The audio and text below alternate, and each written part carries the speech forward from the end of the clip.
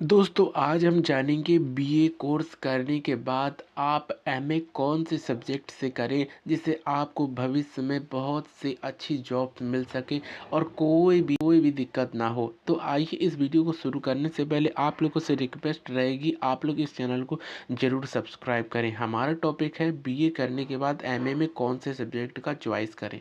तो शुरू करते हैं। देखिए, बीए एक बैचलर डिग्री है और एमए एक मास्टर डिग्री है।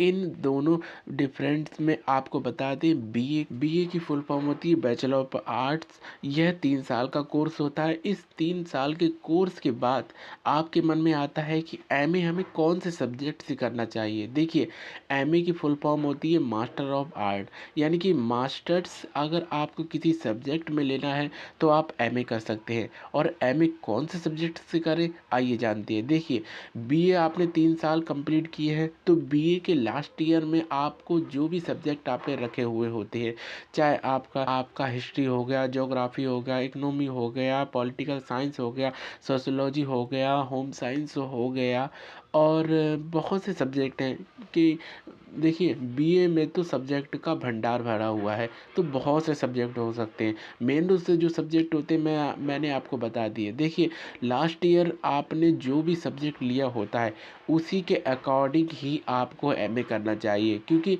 अगर भविष्य में ऐसे कोई जॉब्स निकलते हैं जिसमें सब्जेक्ट कॉम्बिनेशन मांगा जाता है और वह कहा जाता है कि आपकी ग्रेजुएशन में जो सब्जेक्ट लिए हुए आपने लास्ट ईयर में, वही आपको एमए में होने चाहिए। अगर ऐसी कोई वैकेंसी मिलती है तो इससे आपको कोई भी नुकसान नहीं होगा। जैसे देखिए, सपोज रूप से मान लीजिए आपने बीए के लास्ट ईयर में केवल 2 सब्जेक्ट लिए, जिसमें से आपने एक इंग्लिश ले लिया और दूसरा आपने हिस्ट्री ले लिया। तो आप अब कंफ्यूज हो जाते हैं कि हिस्ट्री और इंग्लिश में कौन से सब्जेक्ट से हम एमए करें। तो इसका जवाब है कि आपकी रुचि किस में है।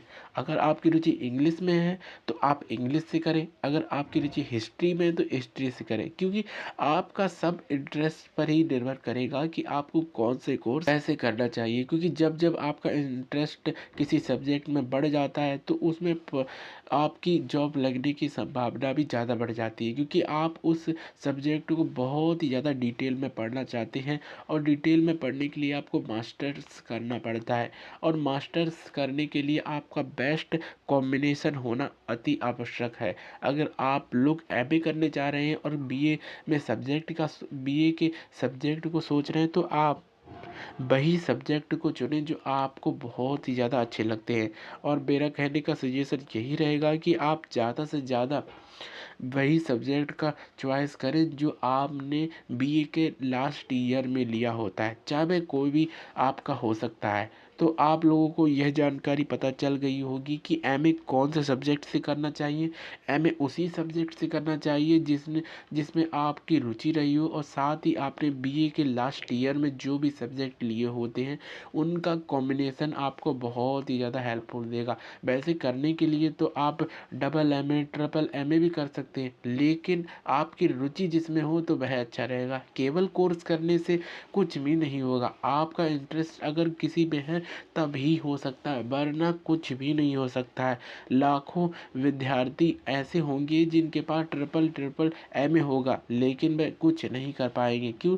अगर आपने एक सब्जेक्ट में एमए कर लिया, बस आपको उसी में पकड़ बनानी है। अब उसी को आपको बारीकता से पढ़ना है, ताकि आपका कोई भी जॉब्स निकले तो आप उसमें अप्लाई कर कर एक अच्छे गवर्नमेंट एम्प्लॉयर बन सके। तो अगर आप लोगों को ये जानकारी अच्छी लगी हो कि बीए के बाद एमए कौन से सब्जेक्ट से करें, तो प्लीज़ इस वीडियो को ज़्यादा से ज़्यादा लोगों तक शेयर करें, ताकि आपके जितने भी फ्रेंड्स हैं और जितने भी आपके ग्रुप से जुड़े हुए आपके जितने भी दोस्त हैं, तो सभी को आपको ये इन्फॉर्मेशन देनी है कि आप बीए के बाद एमए कौन से सब्जेक्ट से करें। तो अगर आप लोगों को ये जानकारी अच्छी लगी हो तो प्लीज़ इस चैनल को सब्सक्राइब करें। Thank you for watching this video.